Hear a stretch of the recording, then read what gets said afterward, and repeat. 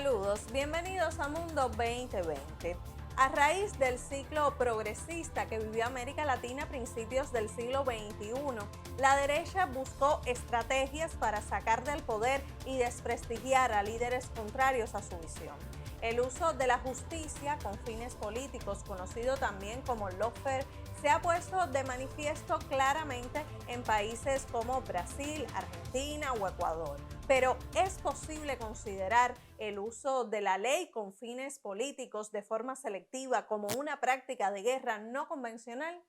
¿Qué otros factores, además de la justicia, intervienen y se articulan en un proceso de ese tipo? ¿Qué consecuencias trae esa persecución judicial tanto para la víctima como para la sociedad? Pues para profundizar en el tema, damos la bienvenida a Mundo 2020 a Eliofidel López, profesor del Instituto Superior de Relaciones Internacionales Raúl Roa García de La Habana. Saludos, un placer conectarnos con usted. Profesor, uno de los casos paradigmáticos de judicialización de la política es Brasil, a donde a raíz de la operación Lavallato, liderada por el juez Sergio Moro, comenzó la persecución contra Lula, Dilma y en general contra el Partido de los Trabajadores.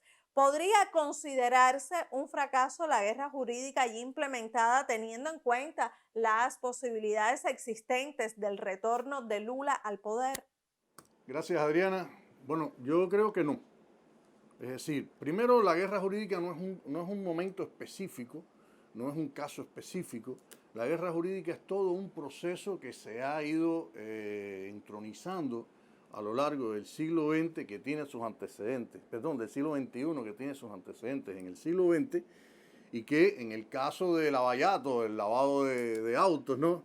Este proceso que fue un gran escándalo de corrupción, que fue muy bien empleado por la derecha brasileña para encaminar la lucha política dentro del país, es un caso específico.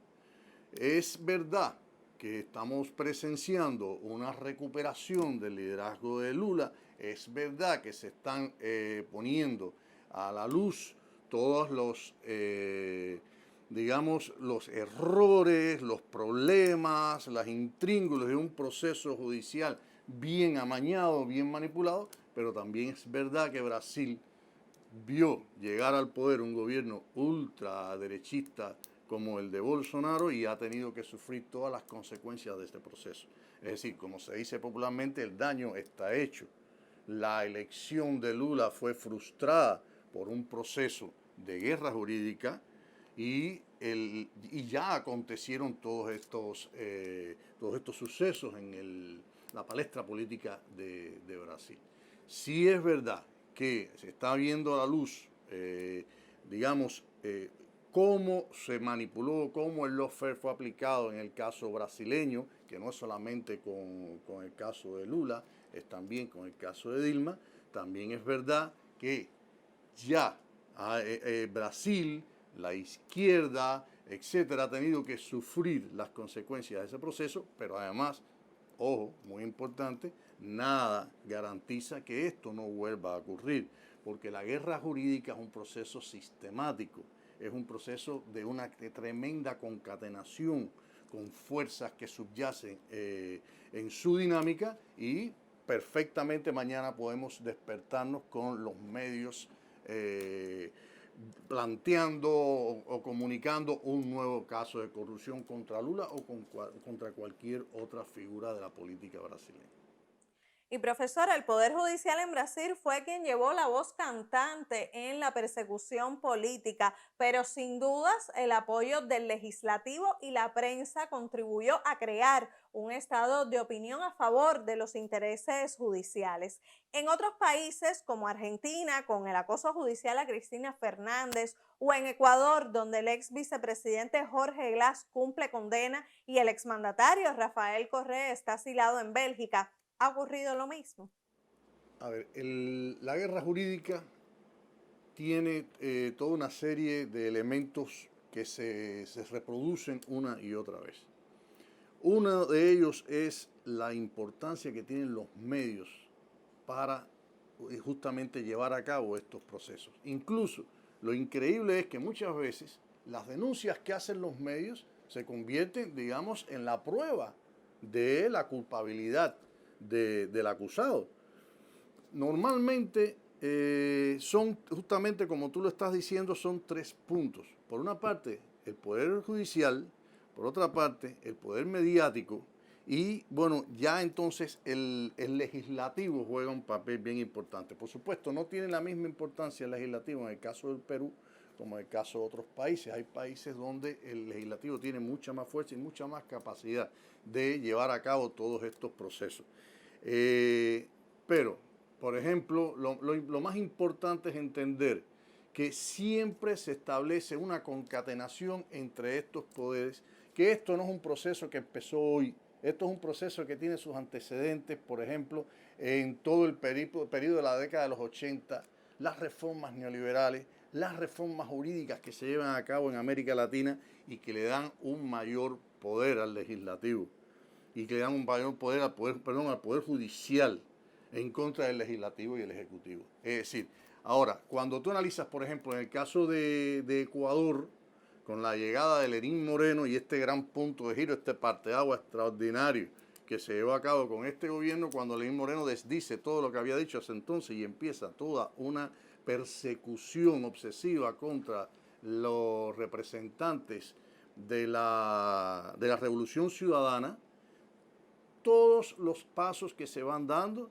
tienen que ver con la alianza con grupos de poder en el legislativo, con el apoyo de los grandes medios de difusión y, por supuesto, con toda una serie de mecanismos jurídicos que se van articulando. No solo, porque no es solo, a veces se puede simplificar un poco este tema de la guerra jurídica, no es solo acusar a un individuo, a un grupo de individuos, a un partido, a una organización, es crear toda una serie de mecanismos jurídicos que impidan que esos grupos, que esos sectores, que esas figuras puedan avanzar.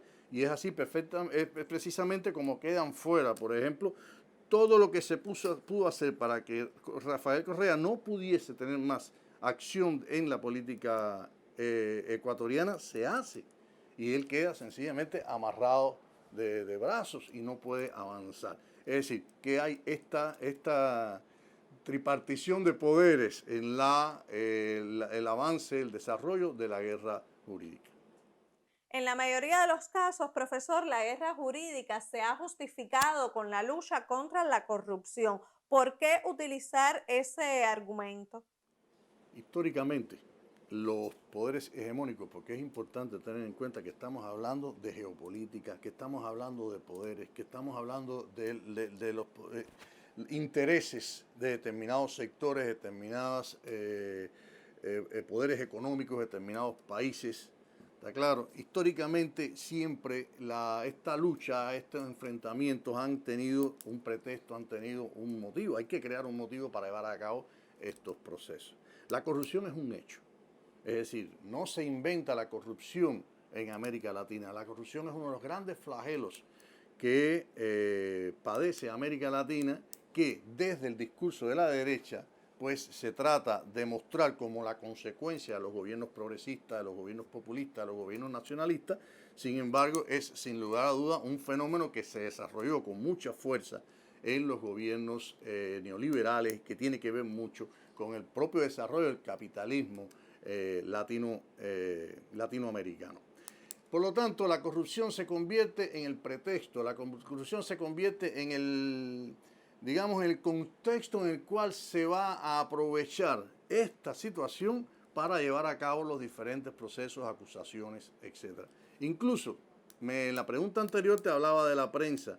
Hay un interés muy grande de los grandes medios de difusión a nivel internacional de mostrar a América Latina, los gobiernos latinoamericanos como gobiernos fallidos, como gobiernos frágiles, como gobiernos débiles, como gobiernos sin una ley fuerte, como gobiernos corruptos y las sociedades como sociedades corruptas. Eso crea ya las condiciones para que toda esta historia, ¿no?, de la corrupción, de la persecución política, etcétera, pues sea recibida como algo perfectamente creíble por la opinión internacional.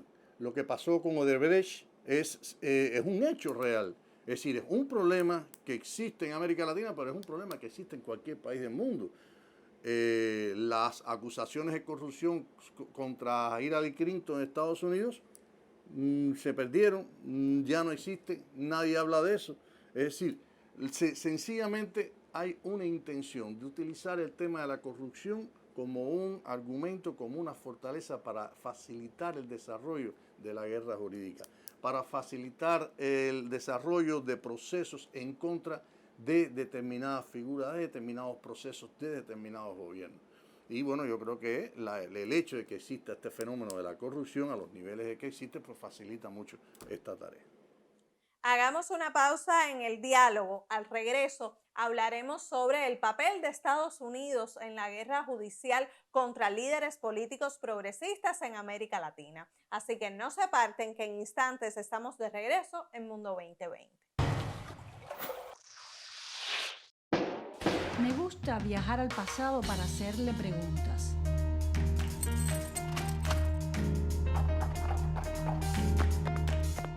Contradicciones que llegaron a convertirse a veces en verdaderas pugnas. ¿Quién podía detener a la mujer? En el largo camino de la independencia. La historia es una fuente para aprender de los errores que nos antecedieron.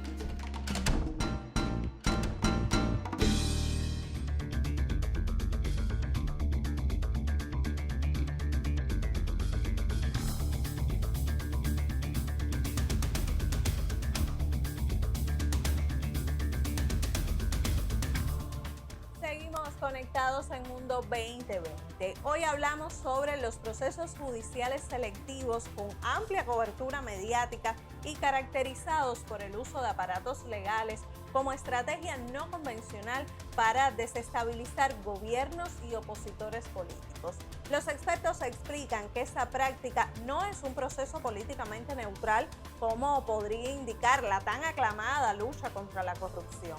El objetivo estratégico común de la ofensiva conocida como lawfare ha sido invariablemente la desestabilización de gobiernos que tienen, como ha afirmado el ex canciller brasileño Celso Amorim, dos características. Por un lado, trabajar por la justicia social y por otro, buscar la afirmación de la soberanía. Estas dos marcas evidentes en el ejercicio responsable del poder en los países afectados por el lawfare han demostrado ser suficientes para provocar la reacción de poderosos intereses externos, económicos y estratégicos, generalmente en alianzas que incluyen a las clases conservadoras locales. En el mes de abril pasado, el gobierno de Bélgica concedió asilo político al expresidente de Ecuador, Rafael Correa, y recientemente el exmandatario compartió en su cuenta de Twitter un artículo de opinión de expertos en temas legales que indican que los abusos judiciales en contra del líder de la Revolución Ciudadana estaban claramente dirigidos a desacreditarlo. Se trata entonces de un caso de lawfare similar al sufrido por el expresidente brasileño Luis Ignacio Lula da Silva, cuyos derechos acaban de ser reconocidos por el Comité de Derechos Humanos de Naciones Unidas como violados. El resultado de todo esto lo resumió la asambleísta ecuatoriana Pamela Aguirre en sus redes sociales, donde se refiere al posible regreso de Lula al poder y se pregunta quién responde entonces por los muertos y la destrucción provocados por la gestión de la presidencia de Jair Bolsonaro. El lawfare cobra vidas y tiene nefastas implicaciones en la gente. Y volvemos al diálogo con el profesor Elio Fidel López del Instituto Superior de Relaciones Internacionales. Profesor, hemos mencionado casos de la última década que ponen de manifiesto la existencia de un modus operandi similar. ¿Lo que está ocurriendo con Pedro Castillo en Perú se enmarca en esa guerra judicial? A ver, Perú me hace recordar el libro de García Márquez, Crónicas de una muerte anunciada. Es decir, desde que empieza esta candidatura presidencial, esta propuesta, este discurso alternativo, era de esperar que lo que está pasando iba a pasar. Es decir, primero, el legislativo mina todo el tiempo el proceder del gobierno en el caso del Perú, y todo el tiempo se está tratando, todas las semanas tenemos la noticia de que se está empleando se está planteando una manera de pues desautorizarlo, de sacarlo, de neutralizarlo.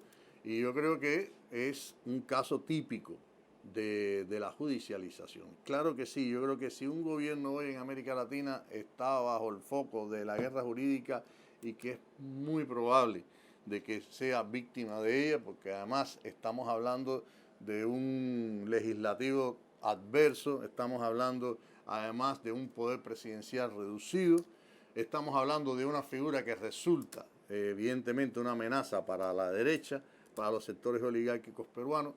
Creo que el camino está muy claro, es decir, va a ser víctima, todo el tiempo van a estar apostando a emplear el lawfare contra su gestión, contra su figura.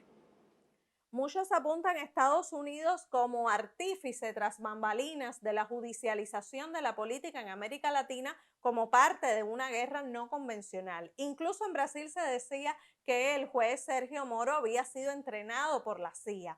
¿De qué forma, profesor Washington, usted cree que haya logrado manipular los sistemas judiciales en los países donde se puso de manifiesto el lawfare y donde también lo continúa haciendo? A ver, bueno, yo sí quiero decir algo, ¿no? Primero, yo creo que focalizar esto en Estados Unidos es dejar fuera toda una serie de elementos de este proceso. Si estamos hablando de intereses económicos, intereses oligárquicos, intereses complejos, y aquí se van a entrelazar los intereses de Estados Unidos como hegemón regional, que necesita un control justamente de la región en función de sus objetivos históricos, pero hay también un profundo compromiso de los grandes sectores oligárquicos de la derecha latinoamericana en general para llevar a cabo este proceso.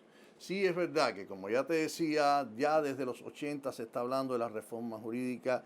Hay una historia de capacitación de jueces, es decir, de figuras, ¿no? de la ley, ¿no? En América Latina que se van a ir capacitando en Estados Unidos. Evidentemente hay un involucramiento de Estados Unidos de manera sistemática en estos procesos.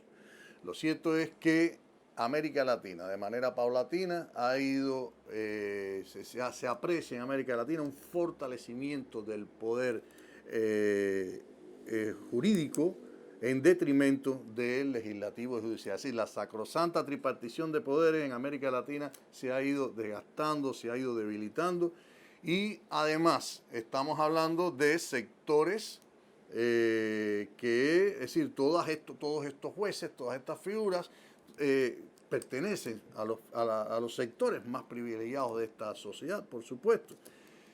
Si Moro era o no agente de la CIA, yo creo que no es lo más importante. Yo creo que lo más importante es ver cómo hoy la derecha regional está en capacidad de utilizar, de manipular el poder jurídico en América Latina en función de sus intereses.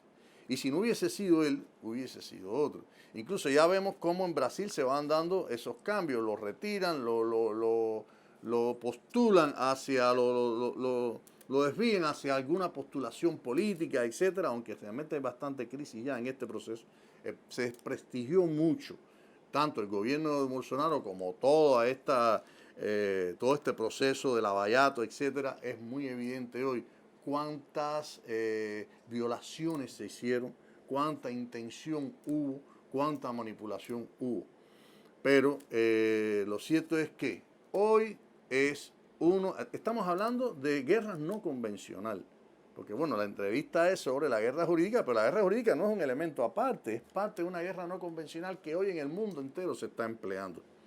Y de una parte se acusan, es decir, los grandes, es decir, desde Estados Unidos, por ejemplo, hay un militar, Charles Dunlap, que describe, yo lo anotaba por acá ahorita, esta guerra jurídica como el uso del derecho como arma de guerra, pero lo achaca a los poderes más débiles, lo achaca a la sociedad civil. Sin embargo, del otro lado, pues estamos se describe esta guerra jurídica como un instrumento de los grandes poderes en contra de las opciones emergentes, el desarrollo de procesos alternativos, las luchas antihegemónicas. Pero, es decir, está sembrada, hay condiciones hoy, y yo creo que uno de los retos de la izquierda latinoamericana es cambiar esto. Hay condiciones hoy para emplear este poder en contra de cualquier alternativa política que se desarrolle en la región. Si bien la manipulación judicial conllevó a golpes parlamentarios, a que, por ejemplo, el expresidente ecuatoriano Rafael Correa esté asilado en Bélgica y el ex vicepresidente Jorge Glass cumpla condena, por otro lado, vemos que Lula está aspirando a la presidencia de Brasil nuevamente. Cristina Fernández es vicepresidenta de Argentina. En Bolivia volvió al poder un gobierno progresista a pesar del golpe a Evo Morales. ¿Qué precio, profesor, usted cree que debe pagar una sociedad antes que a la larga la verdad salga a la luz? Mira, la judicialización de la política o la politización de la ley, de lo jurídico, es tan viejo como la humanidad misma. Es decir, no podemos decir que esto es algo que está surgiendo por primera vez. Siempre se ha tratado de manipular la política desde lo jurídico y al revés. La diferencia es que hoy es un sistema. La diferencia es que hoy existe una estrategia que, como ya te había dicho antes, se ha ido conformando, se ha ido diseñando, se ha ido estableciendo y bueno, está muy articulado, muy conectado con los medios de difusión, muy conectado con las maneras de hacer la política, en este caso en América Latina. Es decir, que cualquier opción de cambio, cualquier proceso progresista, cualquier propuesta de transformar lo que el status quo que vive hoy América Latina, tendrá que enfrentar este proceso. Es decir, hoy es muy difícil que haya un político en América Latina de derecha e izquierda que no tenga alguna parte de su expediente hecho y que no se le vayan guardando ahí todos los pecados para hacerlo empleado cuando sea útil.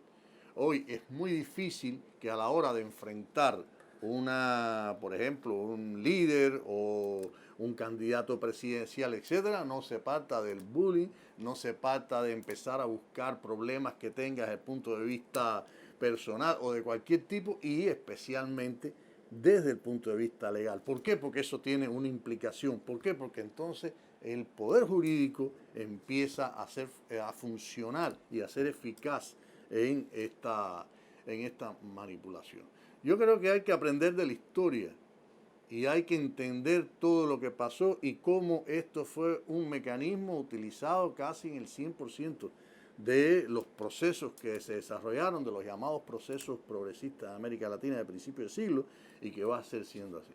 Todos los candidatos progresistas, alternativos, de izquierda que se están presentando hoy en América Latina están siendo atacados desde los grandes medios, están siendo atacados, es decir, en todos los casos, pues, no que si tuvo esto, que si tuvo este problema, etcétera. Porque lo que nos puede demostrar el caso de Lula es que lo más importante no es demostrar que hizo esto o que hizo aquello, sino sencillamente desarticular una propuesta.